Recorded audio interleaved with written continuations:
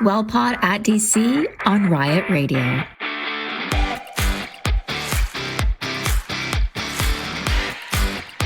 From meditation, stress management, safer substance use, and sexual health, we will literally talk sex, drugs, and rock and roll. Join us to dive deep into some student health questions. We'll learn about wellness together, try some coping tools, and meet some interesting people. Your co-hosts, Heather and Craig. Perfect blend of Campus Health and Wellness Center and SALS. Each week, we'll DIY a wellness tool together. And then nerd out and dig into the science behind how it works.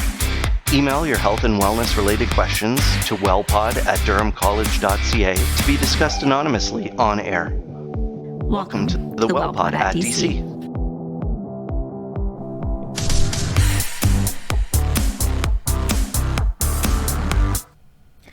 Welcome to the WellPod at DC, live from the Media Hub here on riotradio.ca. So March 8th is International Women's Day, and since 1911, International Women's Day has celebrated women's achievements and raised awareness about discrimination and gender inequity. Research shows that gender bias is still present in many organizations and society, which disrupts the learning cycle at the heart of becoming a leader. Women must establish credibility in a culture that is deeply conflicted whether, when, and how women should exercise their leadership and authority skills. Practices that equate leadership with behaviors considered more common in men suggest that women are simply not cut out to be leaders. There has been a growing recognition of the importance of feminine leadership in workplaces. Traditional leadership models have tended to prioritize things like masculine traits around assertiveness and competitiveness, independence, and rational thinking, while feminine traits have been overlooked and undervalued. This has led to a culture that values competition over collaboration, control over empowerment, and hierarchy over inclusivity. The student question of the week is, during a group project, I was told I was too emotional to take lead because, quote, estrogen makes women too emotional to be leaders. Is there a way for me to reduce my estrogen so I'm less emotional and can be a better leader? So today we're going to explore this concept of feminine leadership, what is estrogen, and how we might find some balance with our hormones. So feminine leadership is not how all women lead. It's not a single monotone style of leadership, but feminine leadership is a set of features proven to work in many organizations and cultures, including traits around empathy, collaboration, communication, and emotional intelligence, which we'll be talking about a lot today.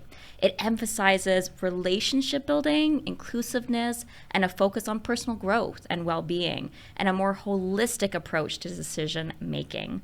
One descriptor of feminine leadership is leading the pack from behind. These leaders tend to keep an eye on their herds from the back, where they're able to observe, govern, and inspire action. This metaphor is taken from horse herds, which are always led by a female horse. A 2024 article in Forbes by Danny Watson, The Rise of Feminine Leadership, Redefining How We Succeed and Lead, highlights the masking that many leaders feel they have to do to survive corporate life. So today, we are joined by various leaders across Durham College. We have Bonnie, Vice President of People, Equity, and External Relations. We have Lucy, Director of Student and Career Development, and Megan, an on-campus leader. Welcome all. Thanks for joining us today. Thanks for having us. Yeah. So one of the first questions, Bonnie, the student kind of talked about being seen maybe as too emotional. Mm-hmm. Have you ever been told you've been too emotional as a leader? And what would you say to women maybe facing that criticism? So I've been in the workforce full-time for more than 30 years, and I think I'm very fortunate to be able to say no. No one has ever said that directly to me.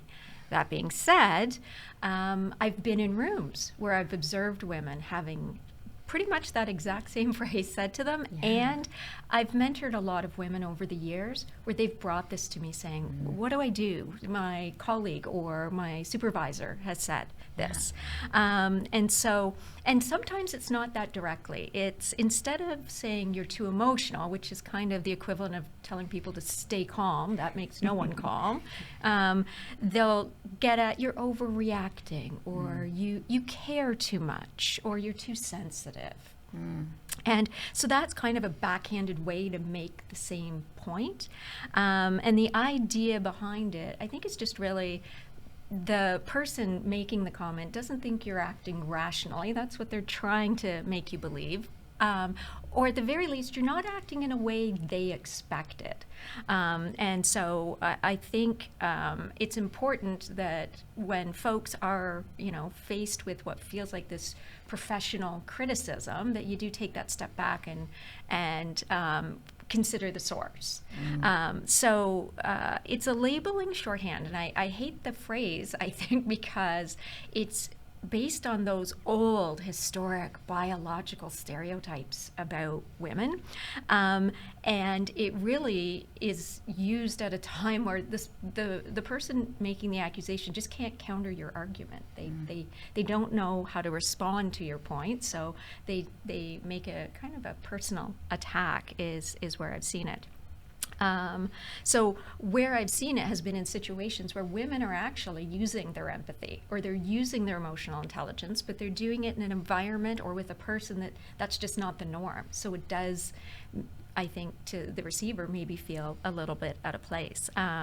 Before coming to DC, I worked in politics, federally, provincially, and municipally, and I used to see this all the time. Men, whether they were elected officials or staffers, would yell, swear, throw things, slam doors, pout. I never saw a woman throw things. I never saw a woman slam a door. And I think it's because they understood that there was going to be an immediate shutdown of everything they were saying if they ever did that. The guys were fired up. They were passionate. The women, though, no, they were just being highly irrational, and you couldn't, you had to discount what they were saying out of hand. And one of my favorite mentors in those volatile, charged conversations, she was so brilliant at, as the volume and the angst started moving up, her voice got quieter and slower. And it immediately calmed the room. People had to lean in. People had to listen. It reminds me of that saying, when they go high, you go low. Yeah. Right? So really tapping into that emotional intelligence and recognizing maybe what's needed to help balance the emotions in the room. Interesting. Yeah, and I think the last point I'd make is emotions aren't a bad thing, right? They're normal. They're healthy. And so, who doesn't want a colleague who can experience joy, who's concerned about you, who's enthusiastic? Like those are the people you have the deepest bonds with. And so I think we've got to get the message out. The emotions can be absolutely channeled to create positive, great workplaces. They're not a hindrance. Yeah. Lucy, you work quite a bit in leadership yourself, and so as being spoken, emotions can sometimes be seen as weaknesses. How do you utilize emotional intelligence as a strength or help coach others to use their EI? Yeah. So building on what Bonnie just said, emotions can definitely be a strength. When we talk about emotional intelligence, it focuses on understanding and managing your emotions as well as the emotions of those around you. And that awareness, that's a strength, and that can lead to having greater empathy and understanding for yourself, for those around you, and emotions as well. You can use that as a strength in the sense that it's an alert. It's an invitation to pause, to check in with yourself, to get curious about, like, what is this telling me? Like, what's going on? Why am I reacting or feeling that way? And perhaps as women, and having that connection to our stronger intuition and tapping into that and utilizing that and kind of just getting curious and sitting with that and what's going on and looking at that, and then also trusting yourself. Trusting what are you feeling? What is this producing for me? And tapping into that, I think, is definitely a strength and an opportunity of, like, what are these emotions telling me? And what's my spidey sense kind of telling me about this situation? What should I be paying attention to? Getting curious. If somebody's reacting, like you talked about, that person who's like loud and stuff, like, what's going on? why are they being loud? What's the fear underneath that? What's going on in the space that is leading to that? And that's where then that empathy building also comes in from that. So it's not just about our own emotions, but also tuning into the emotions of others and being aware of that when you're in a space, when you're communicating with somebody, when you're dealing with a situation. So as a leader, sometimes you have to deliver some bad news or have some difficult conversations. You might be perceived as the bad person. So just being aware of that and being aware of what's going on, tuning into other people's emotions in those conversations. Fear is often at the base of things. If we're experiencing high levels of stress, then sometimes we react in ways where we're not at our best. So that's kind of where emotional intelligence also comes in.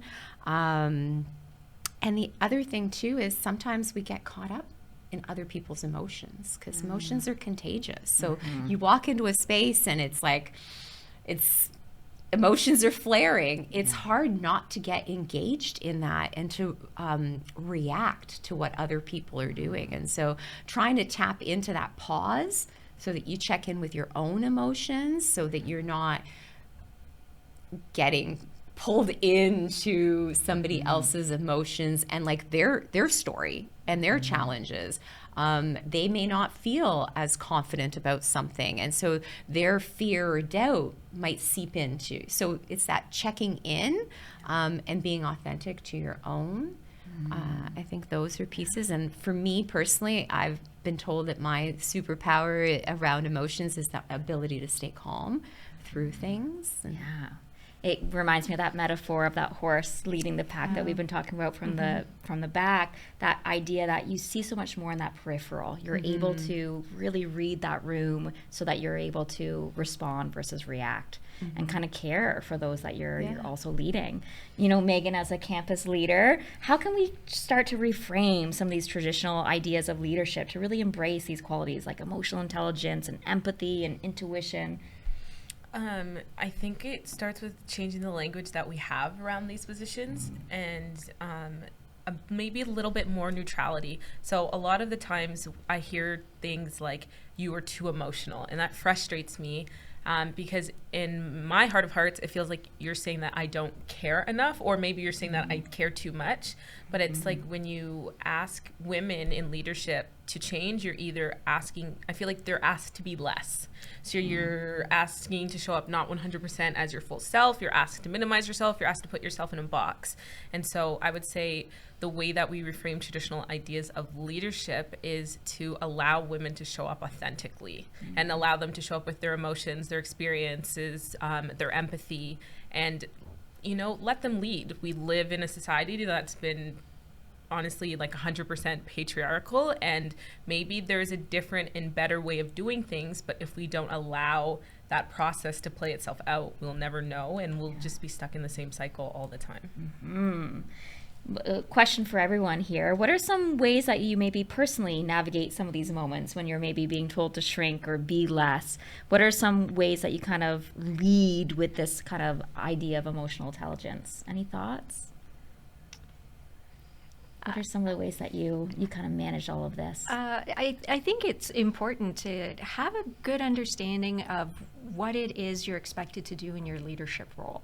What is it you're expecting of me to get done? And are you also expecting to be able to tell me how to do it? Right? And so having that understanding is, I think, really important. And then it is the ability to figure out, okay, what is the best way that I can help support this team, help this team achieve their goals?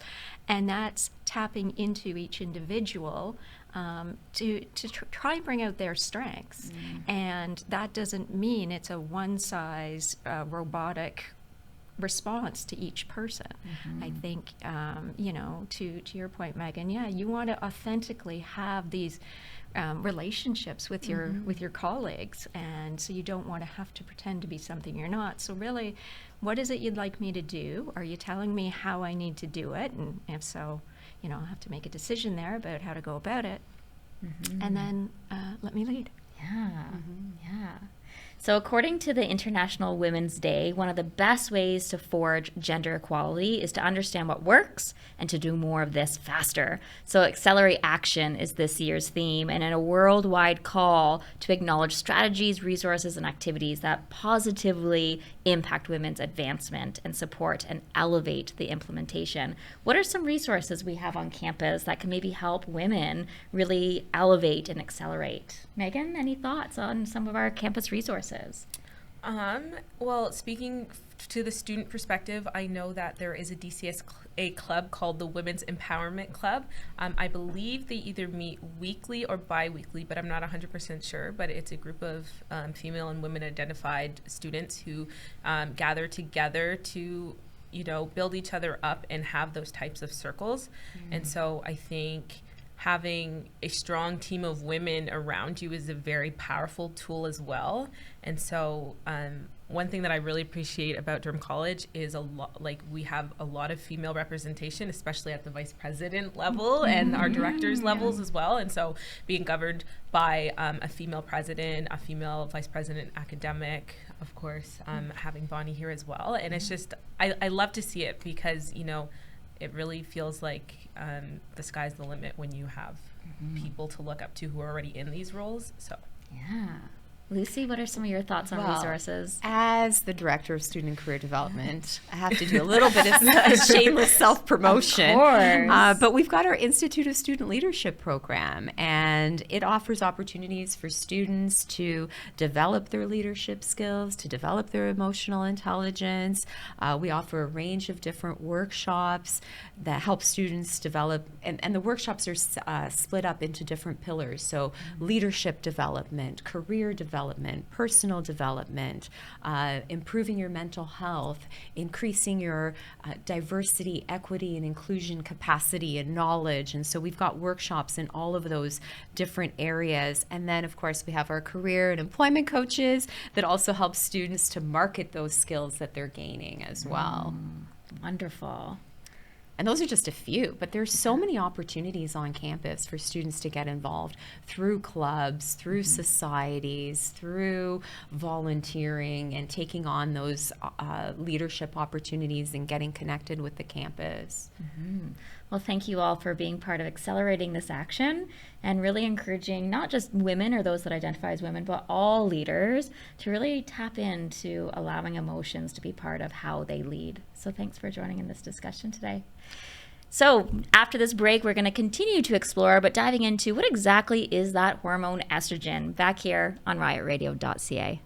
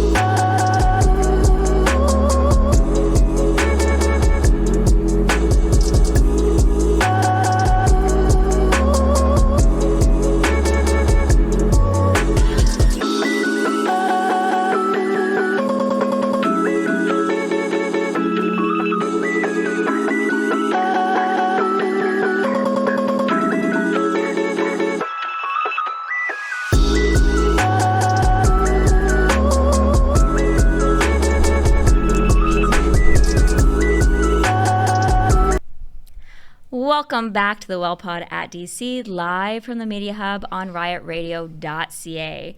So years before really starting to dig into kind of neuroscience and physiology, if you would have asked me like 10 years ago about hormones, estrogen probably would have been the one. Like estrogen would have been the one that I was like, yeah, I know the most about estrogen. It was the one that I kind of felt most familiar with. But like the student question of the week, I thought estrogen was responsible for my emotions. So, you know, the way that I remember hearing about estrogen, it was like, that's why you're so emotional, is because you have estrogen. So I learned as I kind of started digging more into neuroscience and physiology, it's like, ooh, I actually know very little about estrogen. But when I was doing research for this season, as we've been really leaning into exploring hormones, it was like, oh, not only do I not really understand estrogen, there's not a lot out there. You know, with some of the other hormones we've been talking about, like dopamine and serotonin and cortisol, I was able to find so much juicy research and biohack connections, ways that we can really feel empowered to help find some balance. Estrogen, it was like, here's a paragraph. So I found that really interesting. Yeah, and I find that part of it too, like over the last few weeks when, you know, we've gone into these hormones, that it's not just like, and this one does that, and this one does that. But I feel like we've learned them that way, right? Like estrogen, women, and does this, and testosterone, men, does this, and oxytocin, love hormone, like we talked about in our last episode, right? And it's like, but it does a whole lot of other stuff and interacts with things, and that's been really sort of interesting to me to learn. So let's talk a little bit about estrogen today. So estrogen is one of two sex hormones found in females along with progesterone. Estrogen plays a key role in our reproductive health. While estrogen levels are significantly lower in males, estrogen still plays a really important role in males and females alike. Yeah, that was something that I came across in investigating, and kind of like you were just saying, right? It's testosterone, estrogen, and you know, that's that. And then so much, that there's actually versions of estrogen or estrogens, because I realized it was a category as well, which was very interesting that, they're playing a role in terms of males as well. Absolutely. Discovered and isolated in 1929, the name estrogen is derived from Greek estro, literally meaning verb or inspiration, but figuratively it was kind of being used for sexual passion, and the suffix gen meaning producer of. So it's very much seen as this producer of sexual passion, which is where I think that emotional connection got really much tied in.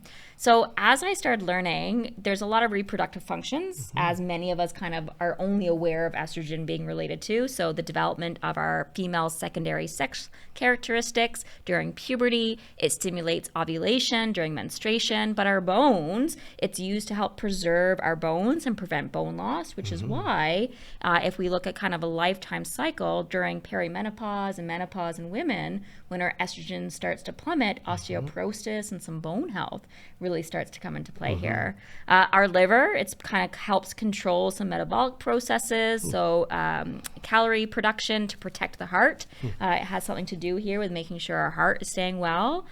In our skin, it helps improve collagen content, so it improves the thickness, hydration, and as many of us know, the elasticity of our skin. So same thing, when estrogen tends to dip in individuals, our skin starts to change a little bit here.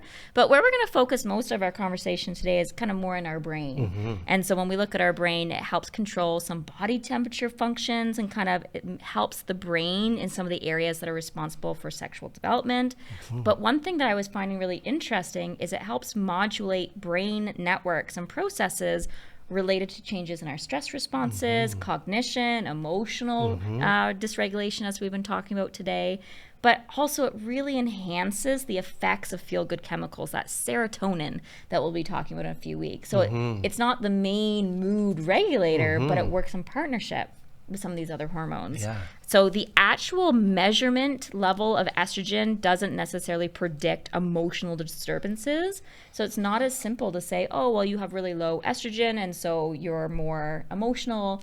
That wasn't the correlation that I was starting to discover there. Yeah, and I found that as you look at estrogen and the various, forms, like we're saying, and that they are expressed in different amounts over like the female life cycle, if you will, and so on, that then, changes, as you said, and this is what a lot of sort of rabbit hole that I went down is like, then in terms of menopause and what changes happen, because, as much as there's research out there in terms of changes in other organisms that we can do in science, it's maybe a little harder to track in terms of, we can't just say, let's get a set of women and half of you will give more or less and so on. But then, natural changes, as you said, in terms of with menopause, perimenopause, and there starts to be less estrogen, and then monitoring those changes, as you said, among many, but what's going on with the brain and the connections that are being made, and therefore the outcomes that sometimes happen, and hopefully we'll get a little bit into how to overcome some of those as well. Yeah. So does estrogen make us emotional? This was something I was really kind of trying to dig into some research around. So while estrogen is a major player in regulating our moods, it increases serotonin and the number of serotonin receptors. So the way I kind of view this is like it opens up more capability for that serotonin to be absorbed and regulated and do its job, which is interesting. It helps modify the production and effects of endorphins as well, which we'll maybe get into in a few weeks. But it also protects the nerves from damage and possibly even helps stimulate some of that growth within our brain. So one of the things I kept coming across, though, is it's impossible to predict what these effects of estrogen mean for an individual person. So estrogen's actions, a lot of research is saying they're way too complex currently for researchers to fully understand. It's like, societally, we talk so much about estrogen in a way, so much being tied to our emotional regulation. But when you look at the research, it's like, this is too complicated. We actually don't know very much about this. So we can't kind of predict what this means for our moods. Yeah, for sure. All of those interactions, again, to go back to the oxytocin that we talked about, there was upregulation of oxytocin receptors so that it could work better. So the estrogen, right? Is it just estrogen on its own, as we kind of said on the outset of the section, I should say? But is like, how do you investigate all of that? And we've unfortunately, as your question earlier was, narrowed it down to it's, maybe we say, it's in regards to something having to do with, birthing and then emotions. And so you're too emotional, and we just broad base it, if you will, that it's just this one thing. Way more complicated than that. So a favorite resource for me has been Is It Normal? A Judgment-Free Straight Talk About Your Body by Dr. Jolene Brighton. So it's a really fascinating book. It covers so many topics, but a big focus on hormonal health. So it's a really interesting deep dive to do. Craig, can you tell us a little bit more about this hormone? What is estrogen? For sure I can, but at the same time, you've covered a lot of what I found because of, Not much. Because there's not much out there. And so maybe to stick with the, if you will, traditional roles that we know from the physical aspect, if you will, is that it's one of the major hormones, as you said, along with progesterone. And typically my background being more the anatomy, physiology specialist in SALS at the college, it's more reproductive system, and that's what we tend to focus on, right? And so, what it's related to is, as we're talking about this interaction between these various hormones in terms of a variety of things, from the more anatomy, physiology, at least college level, is reproduction, right? So in terms of, like the monthly menstrual cycle and coordinating what's going on with ovaries, what's going on with the uterus, estrogen is, there as a hormone to help coordinate those two areas of the female body, right? It's being, triggered by other hormones, as we're saying. So brain is releasing follicle stimulating hormone to, ovary get an egg ready. Then as that egg gets ready, then estrogen is being produced. It goes to the uterus, among other areas, says, get ready uterus. It goes to the brain, says, okay, when it gets to a certain level, start releasing other hormones. And I can go on and avoid getting into a lecture here, right? But as you've already said, right, it just plays so many other roles as well, and even some of the ones that probably we know of, not just school-wise, but having learned in school and so on, of secondary sex characteristics. So when puberty hits, one of those versions of estrogen is being released, and then it produces secondary sex characteristics in females, right, in terms of like body fat content and so on, breast development, pubic hair, and so on. Similar, not to just bring it back to testosterone, but similar to what we then generally learn about what testosterone does in terms of puberty in males as the example, right? But again, it does a whole lot more. So just get my list here, but right, helps have non-reproductive roles as well that I learned a lot investigating this, but things like helping control cholesterol levels. Forgive me if I repeat some of what you said. Blood sugar levels. You mentioned the bone density as well as muscle mass was one of the things that I came across. Circulation, blood flow. But then even in terms of emotions, a little bit regarding, and kind of going back again to maybe some investigation of people that might have had, naturally lower or changes that happen in menopause and so on, but some mood changes as well in terms of having like certain amounts, but not just anything I came across wasn't your everyday, woman with estrogen and therefore changes. It was, mood changes, irritability, depression, as maybe there were lower amounts of estrogen, but beyond the, for lack of a better way of saying it, normal amounts or values, right? Yeah. And then tied to what we were chatting about earlier too, but like brain function and the ability to focus as well. It had play in that as well. And again, more focusing on some of the menopause research that I came across, but that aspect of, as estrogen starts to decrease and, there's aspects of maybe less connection among the neurons and so on, because that's part of our development and our learning and making new connections in our brain as opposed to new neurons. But things we do develop in our neurons are forming more dendrites, some of those little tiny connections between neurons and so on. And so estrogen seems to play, again, more research needed. Everything I read was the same, more research needed, but that it seems to play a role in helping those develop as well. So when you start to have a decrease in estrogen, it seems like maybe some of those changes happen. And then again, going back to like the menopause, if you will, but more related to the, I guess I came across sort of like brain fog that for some people experience with that. I'm having more trouble remembering, whatever it is, names or what I was going to do or whatever the case is. That comes from a little bit of lowering of estrogen levels there. So yeah, it was really interesting. But again, sort of ... more research needed. Yeah, a common theme. Yeah, very common theme, yeah. So as for the student question, it's not about lowering our estrogen, but finding ways to support our hormone function. So we've been exploring the last few episodes, ways to balance and build our hormonal health.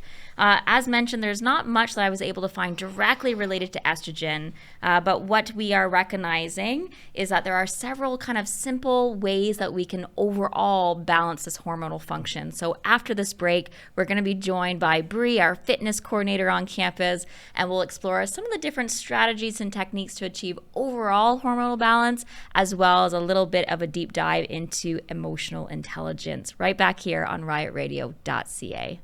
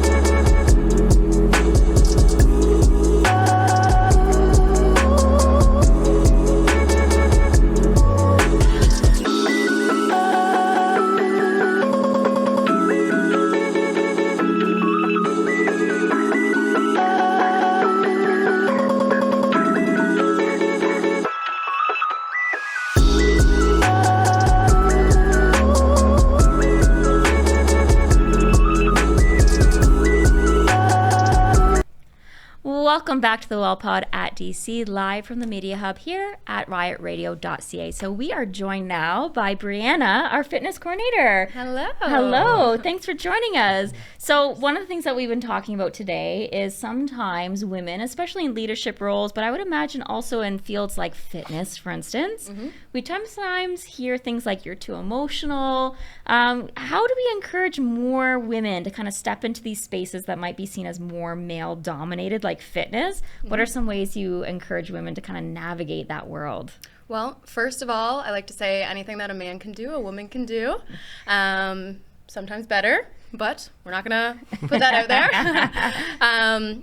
A lot of what I see nowadays in leadership, women particularly, is that we have a different perspective when it comes to, like inclusion maybe, or connecting with like students or the people using our space.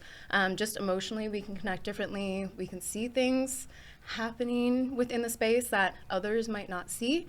And it's great to get those different perspectives out there. Yeah. How do you personally navigate some of these moments where maybe your emotions or other people's emotions are really heightened? I like the 48-hour rule.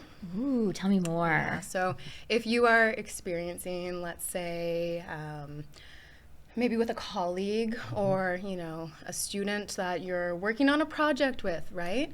It's always a good idea to take a step back, take a moment, take the emotion out of it, and allow yourself to think about it clearly, 24 hours, 48 hours later.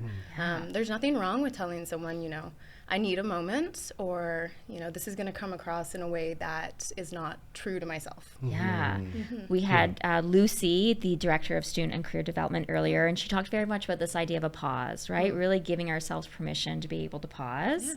We also had Megan, a campus leader, and she very much talked about like authenticity, and I hear that in what you're sharing, right? Allowing yourself permission to show up authentically. Yeah. What are some resources that we have on campus? Because I think over by the Campus Recreation Wellness Center, there might be a few to help women really elevate and accelerate, especially some of their leadership skills or their well-being.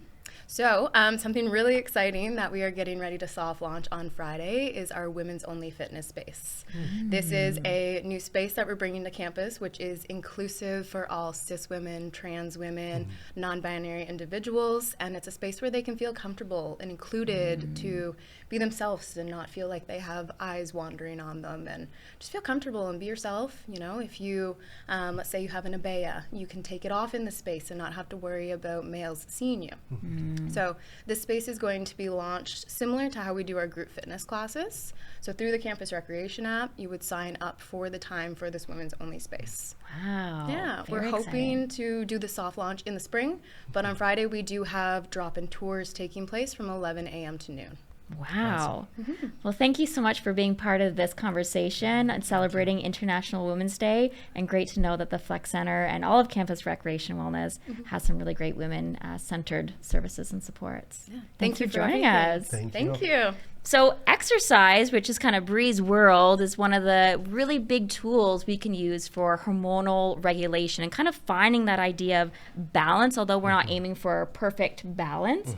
So one of the ways we can start gaining a little bit of hormonal function and looking at sometimes when there might be some imbalances. So hormonal imbalances can present differently from person to person. It's rarely just one hormone, as we've been talking, that might be causing some disruption. And as we've been exploring, these hormones really work in harmony with each other. So some things we can do to create this harmony sometimes are seen as simple, but simple doesn't always mean easy. And also, we really want to not fall for the huge commercial industry that tries to sell us supplements and saying this will fix your hormonal imbalances. So it's a combination often of simple, sometimes challenging though, lifestyle practices. So in Bree's world, we see a lot of connections with fitness. So we see how much movement and exercising can really help regulate our functions in our body, keeping a healthy diet. So making sure we're nourishing ourselves with food that can really help generate the processes and help with that overall functioning. We've talked a lot about sleep on the podcast as well. So making sure that we're gaining some sort of regulation through our sleep and managing stress. That was a big theme I came across when we looked at hormones as being a really good way to find some balance is making sure we're also taking care of that hormone cortisol and adrenaline. Yeah, for sure. And I think just to add to that, a couple that I came across just since we're on the list, right, is even thinking about, like you mentioned, physical activity, but like cognitive activity as well in terms of that, and then social contact, which, like, kind of going back to the oxytocin, but many other things, that social contact, you know, with peers and otherwise, that is important as well to keep the various hormones that, as we keep saying, interact and so on. But including estrogen, I came across a little bit of information about that as well, which falls under those categories. You know, you mentioned the exercise, but then what about, you know, not just solo exercise, but exercising in a group and so on, as Bree mentioned. Yeah.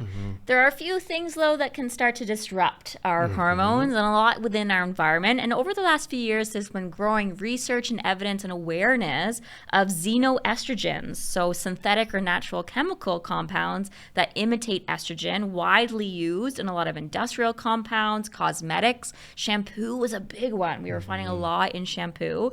Things like BCBs, BPAs. I can't pronounce this P word. Craig, you want to give that I don't know if I can. Phthalates, I believe. So these can really throw our estrogen and many of our other hormones out of balance. Craig, tell us a little bit more about the xenoestrogens. Yeah, so that prefix xeno really, I may be oversimplifying it, but means like from something that's not ourselves, right? So it's kind of like you're saying, from shampoo, I don't think about shampoo and estrogens, right?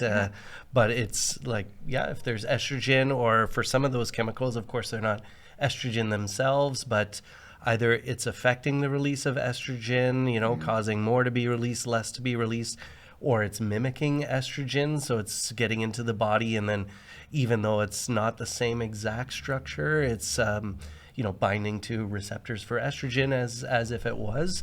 So like I said, that prefix kind of tells you what it is just anything that's not from us, right? And not to say that that's always, you know, bad in other areas of science and so on, but as far as this goes, then you have that potential effect of is it causing an increase, causing a decrease, kind of, you know, going back to the student question to some extent, but having an effect overall of, you know, do I need more, do I need less?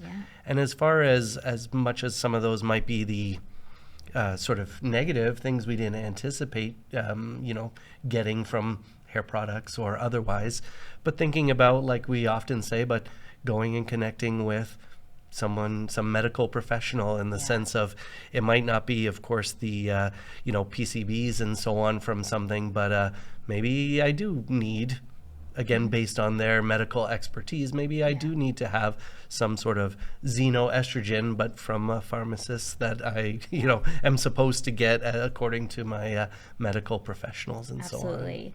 I love the concept of, you know, really trusting you're the expert of your own body. And so if you're sensing things are feeling out of balance, you know, speaking to your healthcare providers, maybe getting a referral to an endocrinologist. You got it. If I said that right today. Yep. And I think for me, one of the biggest key message in response to that student question of the week is it's really embracing that it's not that emotions, as Lucy kind of shared earlier, that emotions are bad. Emotions are something that, you know, they don't make us a weak leader.